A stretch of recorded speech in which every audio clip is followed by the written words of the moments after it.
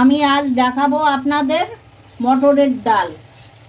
বাড়িতে একটা টবে কুমড়ো শাক হয়েছিল, সেটা কেটে আমি ভালো করে পরিষ্কার করে ধুয়ে নিয়েছি। ডালটা আমি সেদ্ধ করে নিয়েছি।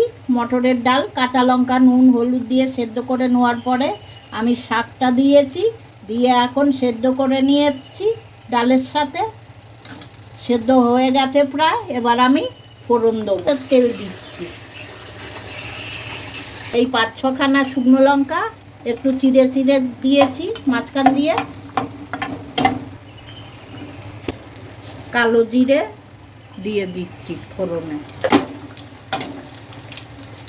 ফোড়নটা ডালের কড়াইতে ঢেলে দিচ্ছি। আর একটু চিনি দিচ্ছি। হয়ে গেছে ডাল, এবার নামাবো।